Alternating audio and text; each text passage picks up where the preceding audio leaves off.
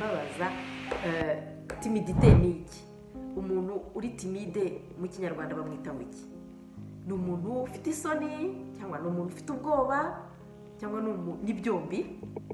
Njye nibaza ko ari kombinasiyo y'isoni n'ubwoba, niko mbyibaza, ariko nkaba mbasaba ngo abandi bazi iryo umuntu uko bamwita mu kinyarwanda, izina ry'ikinyarwanda ry'umuntu uri timide, ni ukuri mwarisigira muri komantere, byanshimisha cyane kandi mwaba mukoze.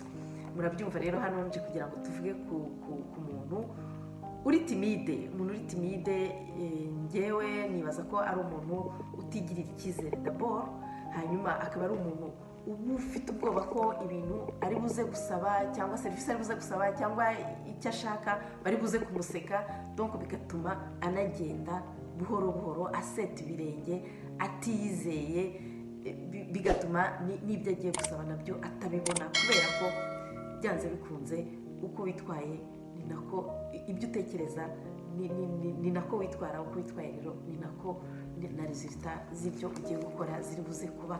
Kumva rero bigatuma nabyo byongera bikamugira timide kurushaho. Aha rero nkaba ngira ngo turebe uburyo twashira isoni. Ngiye kugerageza kureba uburyo twakwiga gushira isoni, atari gushira isoni bimwe bya kinyarwanda babwira umukobwa ngo wa mukobwa wishira isoni agahita gusubiza ngo ntutsende mwambwa mwe. Oya, ntabwo ari ibyo nje kuvuga. Nje kugira ngo turebere hamwe uburyo twarwanya icyo kintu, kuko nacyo ni amwe mu marangamutima kandi twese tugira. Nibaza ko buri muntu wese afite doze ya timidite, ariko hari abafite nyinshi kurusha abandi. Abo rero niwe nje kugira ngo turebere hamwe uburyo twabagira inama, kuko tunazigira, kuko nanjye byanze bikunze hari uburyo ndimo timide kandi ndabuzi, ndimo ndaburwanya. Niyo mpamvu nje kugira ngo tufatanye rero hano turebe uburyo twarwanya timidite. Tureba ubundi timidite ni iki.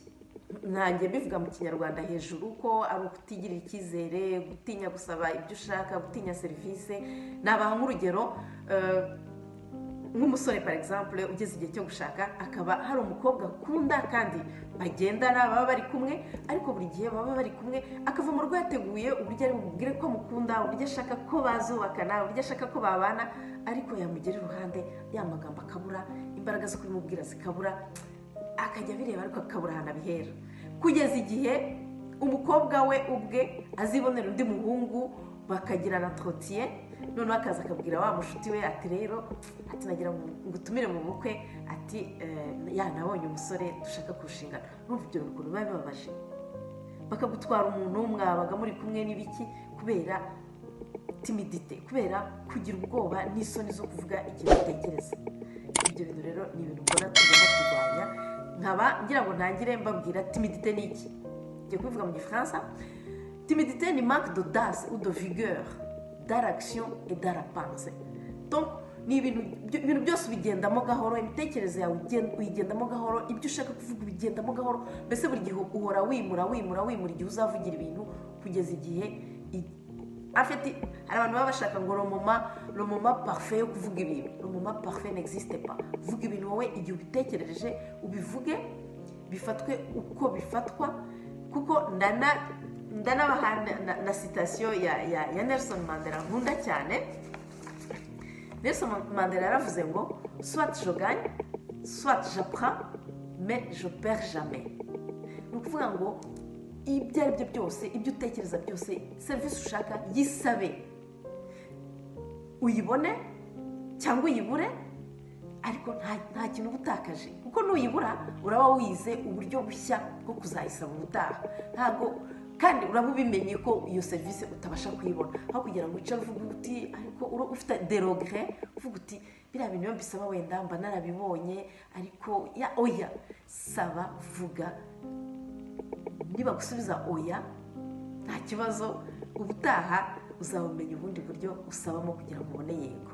Ariko wiva mu rugo en avance wishyizemo ko ibintu ugiye gusaba cyangwa ibintu ugiye gukora bitari bukunde, byanze bikuze mu mitekerereze yawe, nuva mu rugo uzi ko bitari bukunde, nta nubwo bizakunda. Ibyo byo ndabikwijeje. Wowe rero ibwire ko ibyo ugiye gutangira biri bukunde. Nibyanga on s'en fout, on reprend. Tuzabitangira ubutaha et puis on apprend. Tuzaba twamenye n'uburyo bundi bwiza bwo kubisaba.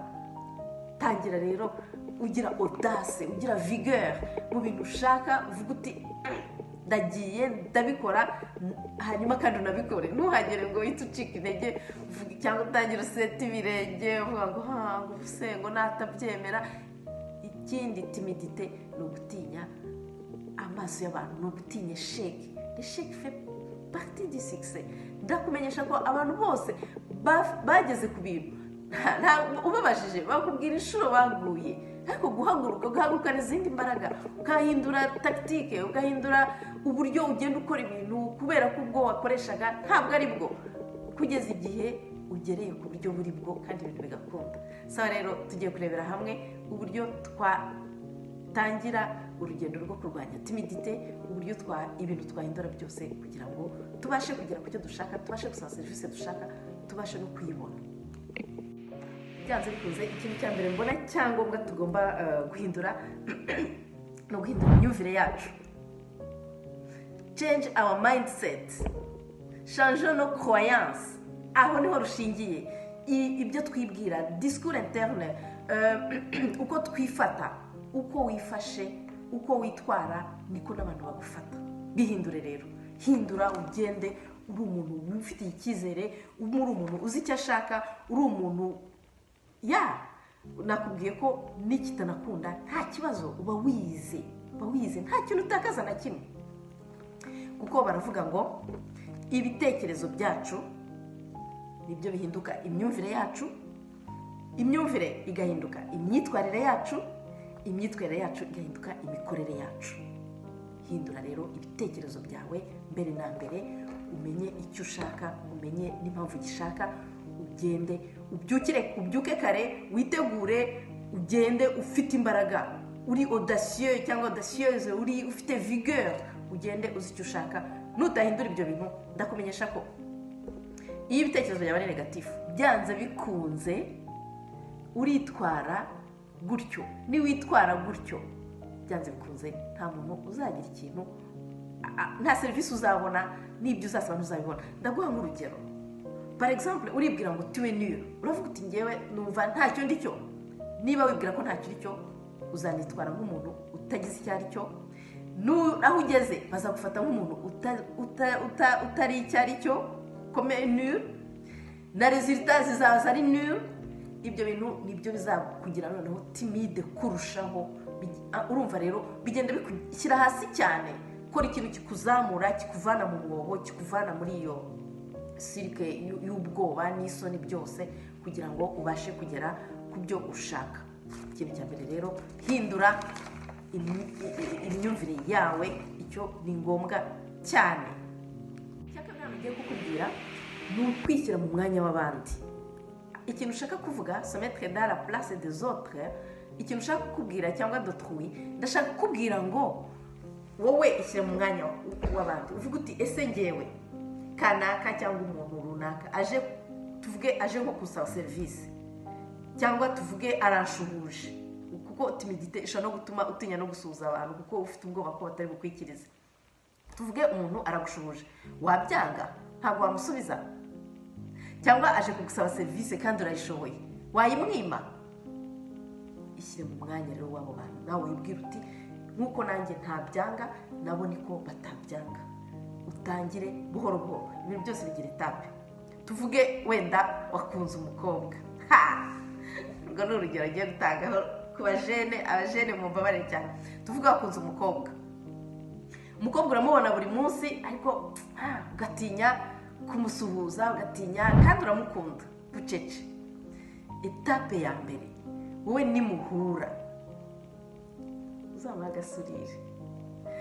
Numuha agasurire akabibona, azagusubiza byanze bikuze, nawe azaguhasurire. Wigendere, ubutaha nimwongera guhura ubwira uti mwiriwe cyangwa muraho, azahita akubwira ati muraho neza. Wikomereze, ntutinde, mbese ujye ukora akantu kamwe kamwe uhita wigendera. Hanyuma ubwa gatatu nimuhura uzamuhe komplima, ubwira uti wawe wambaye ikanzu nziza, nkunze coiffure yawe, inkweto wambaye ndazikunze, ibyo bintu byose urumva urimo uragenda ukereya relation n'uwo muntu buhoro buhoro. Byanze bikunze numubwira numuha compliment azakubwira ngo merci, ubutaha nimuhura nuzagutangira gusuhuza, nuzatangira guha gasurire, nuzatangira urumva timidite afite nayo nukwiga uburyo wayivaho. Ikintu ushaka rero nacyo ugenda gahoro, ntabwo ugenda gahoro, ugenda vekodasi, ugenda ariko ufite strategy, ufite plan, ufite ukuntu uri bubigenze. Ntabwo ari kugenda wiruha mu bintu ubwira umuntu ibi ni oya, ugenda gahoro ukavuga uti iriya serivisi nzayigeraho gute. Donc ibintu byose bigira plan, bigira structure. Iyo ukoresheje neza byanze bikunze ikintu ushaka kukigeraho. Urumva rero uzishyire mu mwanya w'abandi, wibwire ko nabo baje kugira ikintu bagusaba ugishoboye wakibaha, wibwire ko nawe nugenda kukibasaba bagishoboye bazakiguha. Voilà, c'est simple. Icya gatatu, uzicare utekereze, wibwire utari kubundi kuba timide hari avantage bifitiye. Donc urebe avantage na inconvénient, urebe kuba timide ikintu cyose bikubuza, ibintu byose bikubuza, ibintu byose utageraho, ibintu byose ugira ubwoba hanyuma ubyikuremo, biguhindurire imyumvire, biguhindurire ibitekerezo, bitume uhaguruka, uhindure imyitwarire yawe, uhindure ibitekerezo byawe d'abord, uhindure imyumvire, uhindure imyitwarire. Byanze bikunze uzahindura n'imikorere. Urumva rero kureba avantage na inconvénient zo kugira isoni cyangwa ubwoba nabyo ni ngombwa cyane wowe nka nyirabyo, kugira ngo ubashe no kubivamo. Uvuga uti ibi bintu nta kintu bizangezaho, wige kubivamo. Kandi ndakubwiye ngo on a la force interne, la force intérieure tugira idufasha ibintu byose. Nuyibwira uti njyewe ibintu ngiye kubivamo, njyewe ibintu nta kintu bimariye, ibi bintu bisubiza inyuma, ibintu bituma ntagera ku cyo nshaka. Dore umukobwa nakundaga baramuntwaye, uwa kabiri ntabwo azatuma bamutwara. Ni ukuri byanze bikunze bizakuvamo, uzahita uba umuntu audacieux, umuntu ufite vigueur. Uzareba byishyiremo wowe, kandi ndakwizeza ko bizakunda. Muri timide ntabwo bikuraho ko hari talent ufite quelconque, cyangwa connaissance positive cyangwa potentiel. Byanze bikunze abantu bari timide ni abantu bazi ubwenge cyane, gusa ikibazo bagira ni uburyo bagaragaza ubwo bwenge bwabo cyangwa uburyo babusobanura. Ariko niba wowe uri timide, ishakemo ikintu, connaissance positive ufite, uyikoreshe ku bantu. Iyo connaissance izakuzamurira des relations, izatuma uva muri timidite, izakuzamurira icyizere. Baravuga ngo des actions créent des résultats et des résultats créent des actions. Urumva rero et ainsi de suite. Urumva rero byanze bikunze niba hari ikintu uzi gikoreshe en ta faveur kugira ngo uve muri timidite. Ngaha ndagira ngo nkwizeze ko byanze bikunze uzagira esheke. Ugomba kwitegura kugira esheke. Baravuga ngo iyo ushaka gutsinda witegura no kugwa ntibivuga kugwa ukaguma hasi, kugwa ariko ugahagurukana izindi mbaraga, ugahagurukana ubundi bwenge, ugahagurukana izindi strategy. Urumva rero ntutinye ngo abantu ngo bazabona ngo nagize sheki, oya, ibyo nta kintu bivuze. Wowe uzagwa, bazaguseka cyane cyane nugwa ukaguma hasi, ariko nugwa ugahaguruka, kongera ugahaguruka, nta kintu na kimwe bazavuga, ahubwo bazakubonamo nk'umuntu uri audacieuse cyangwa audacieux, umuntu uri courage, umuntu uzi icyo ashaka, umuntu uri no kugikurikira kandi afite vigueur. Hanyuma hano ugomba kumenya kuvuga oya. Oya ni ngombwa cyane. Abantu bari timide ntabwo bazi kuvuga oya. Buri gihe ni ukwemera ibintu kubera ko utinya kubabaza abantu, utinya mbese ushaka approbation y'abantu. Oya, iga kuvuga oya igihe cyose ari ngombwa. Ni ngombwa cyane guhakana ibintu udashoboye cyangwa udafite umwanya wo gukora. Iga kuvuga oya kandi wemere ko esheke ari ngombwa kugira ngo utsinde. Ikindi cyangombwa cyane kandi nibaza ko kiri très crucial, cyangombwa ni ukwiyitaho wowe. Soigner ton apparence. Kwinegirija, kwisuzugura, kwambara nabi, kurya nabi, ugasanga umuntu yaribyibuhiye nta kintu binamubwiye, kugenda useta ibirenge, kugenda ukurura ibirenge, kugenda kutamenya kuryamira igihe, kutamenya gukorera ibintu igihe, biriya bintu bitwicira ubuzima. Kuba imbata y'inzoga, kuba imbata y'amatabi, oya, biriya bintu ni ibintu bibi cyane, ni ibintu bitwicira ubuzima, bikakwibagiza kwiyitaho, bikakwibagiza kwikunda. Ntabwo uba wikunda burya, ariko iyo wikunda wiyitaho, ukambara neza. Abagore tukajya muri salo, tugahindura amakwafire, ugahindura garderobe, ukaba umuntu uri soigné, umuntu wikunda. Ariko se koko mbwiza ukuri, utikunze ninde wagukunda koko? Nakubwiye ko ibyo wiyaturiraho, uko witwara, uko ugaragara inyuma, niko abantu bagufata. Ntabwo uzarenganya abantu ngo nibaguhaye serivisi ngo nta kintu usaba ngo bakiguhe, cyangwa ntujya kwa kazi ngo bakaguhe. Wowe uzabanze wirebe, ese njya kuka kameze nte? Ese njye ukuntu meze ubundi hagize umuntu uza kunyaka akazi ameze nk'uko umeze nakamuha? Donc ujye ubasha no kwishyira mu myanya y'abandi, unavuga uti okay, njye ngiye guhindura, noneho uhindure, wiyiteho, use neza, urye neza, ukore ibintu,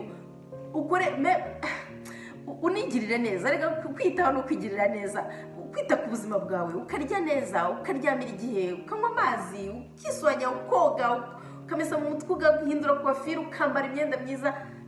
C'est vraiment crucial. Ibyo bintu bikuzamurira icyizere, ibyo bintu ni ngombwa cyane. Umva, ni nacyo nagombye guheraho ngiki. Ugomba kwiyitaho kugira ngo ugere ku kintu ushaka, kugira ngo uhe abandi nawe uburyo nawe wifata, kuko uburyo uhereje abantu nibwo butuma banakubaha, nibwo butuma n'ibyo watse babiguha. Sawa rero, nizere ko twagiranye ibihe byiza. Nongeye kwifuriza umwaka mwiza wa 2025. Ni ukuri ibintu by'isoni, ibintu by'ubwoba, gerageza kubirwanya. Uzatangira 2025 uri umuntu audacieux, uri umuntu courageux, uri umuntu ufite icyo ashaka kandi ashaka kukigeraho, kandi akabishyiramo ingufu, mbese agakora ibishoboka byose kugira ngo ikintu ashaka kugeraho akigereho. Sawa rero, ni ukuri umwaka uzakubere mwiza, umwaka uzakubere ubuzima bwiza. Ntibibagirwe ko ubuzima bwiza iyo wiyitaho, iyo wikunda, burya no mu mutwe bigenda neza, n'icyizere kirazamuka, nuko ugenda birakugaragaraho. Urumva rero, gerageza ibyo bintu byose uko nabikubwiye, hanyuma ubundi uzasigire commentaire, kandi ntibibagirwe gusigira like, uzaba ukoze cyane. Hanyuma ubundi nawe utariyabonesha, please I beg you, iyaboneshe inshuti yanjye. Sawa, umunsi mwiza rero, wowe ubeho, reka n'abandi babeho. Ciao, bye, mwaka mwiza.